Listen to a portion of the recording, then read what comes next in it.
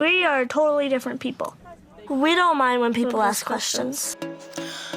Abi na Brittany Hensa ni abakobwa babiri batangaje basangiye igihimba bakagira imitwe ibiri. Izi mpanga buri wese afite igifu cye ndetse n'umutima we, ariko bose bagahurira ku gihimba. Buri wavutse ku itariki ya 7 Werurwe mu mwaka w'1990. Baba bakomoka ku babyeyi b'Abanyamerika, nyina w'umuforomokazi ndetse na se w'umubaji. Icyaje gutangaza benshi ibinyamakuru byo hanze bitandukanye byashyize hanze inkuru y'izi mpanga zatangaje ko Abi mu mwaka wa 2021 yakoze ubukwe n'umusore witwa Josh. Nyuma yo gutangaza ibijyanye n'inkuru, benshi ku mbuga nkoranyambaga bibajije ibibazo byinshi, bibaza ukuntu Josh agiye gutunga aba bombi kandi ari abantu batandukanye.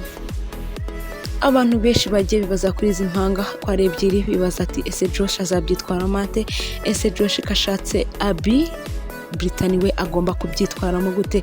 Uyu yagize ati ese iyo bagiye gukora ibijyanye n'ibyo abashakanye babikora Brittany areba. Ni ibintu bitangaje cyane.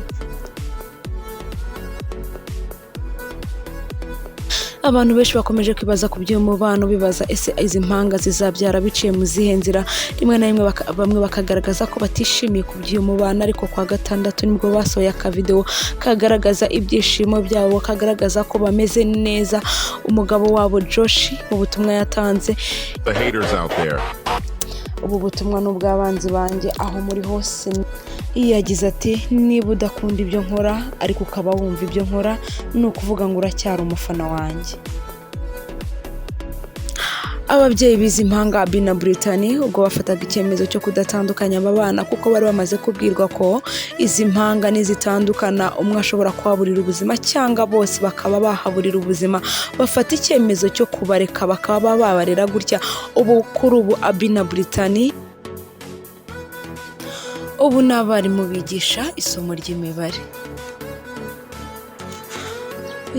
Gusa kuri ubu ngo igisigaye ni ugutegereza kubyara, kuko nyina w'izi mpanga yatangaje ko aba bana bombi ingingo zabo zikora, imisemburo yabo ikora neza.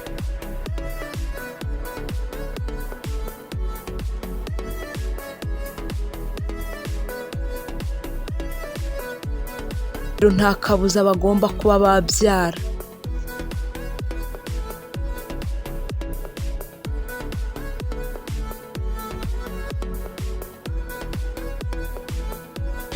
Umuganga ukurikirana Abi na Brittany yatangaje ko izi mpanga zihagaze neza, ubuzima bwabo buhagaze neza cyane.